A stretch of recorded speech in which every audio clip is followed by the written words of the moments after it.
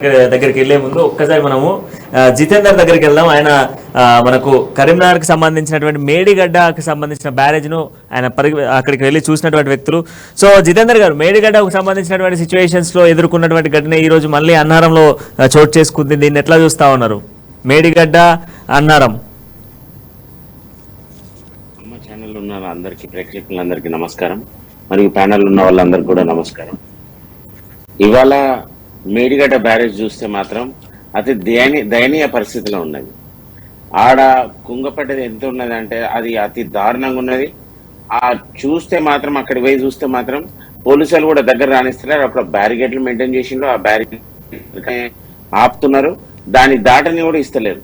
అంటే ఇన్ని రోజులు మీరు హైదరాబాద్ నుంచి అందరినీ తీసుకుపోయి మేము కాళేశ్వరం ప్రాజెక్ట్ ఇట్లే చేసినాం, మేము అట్లే చేసినాం అని చెప్పుకుంటా చూపెట్టడం జరిగింది.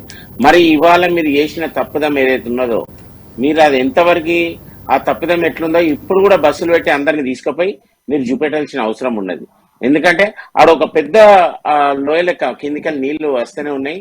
దాన్ని రేపు రోజుల్లో ఖచ్చితంగా మళ్ళీ నిన్న మొన్న పేపర్లు ఇచ్చిండ్రు, మళ్ళీ రీడిజైన్ చేయాలని చెప్పి మళ్ళీ దాన్ని ఖచ్చితంగా 9, 10, 11 గేట్ల దగ్గర ఖచ్చితంగా మరమ్మతులు చేసి మళ్ళీ కొత్త కట్టాలని చెప్పి కూడా చెప్పడం జరుగుతుంది.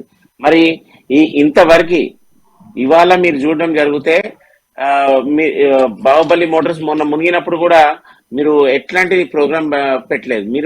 మీరు చేసినది ఒక చిత్తశుద్ధి లేని పని.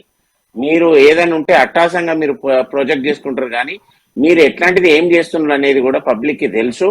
ఇవాళ మీరు చేసేది అంతా ఒక మసిపొడి పెట్టి అందరికి చూపించినట్టు నేను ఒక పెద్దగా చేస్తున్న ప్రాజెక్ట్ అని చూపించిండు.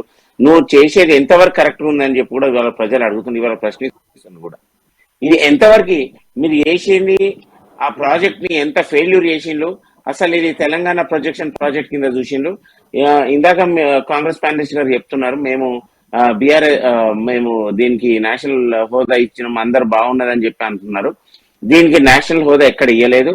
దీని గురించి కూడా డిపిఆర్ సబ్మిట్ చేయమని చెప్పిన కూడా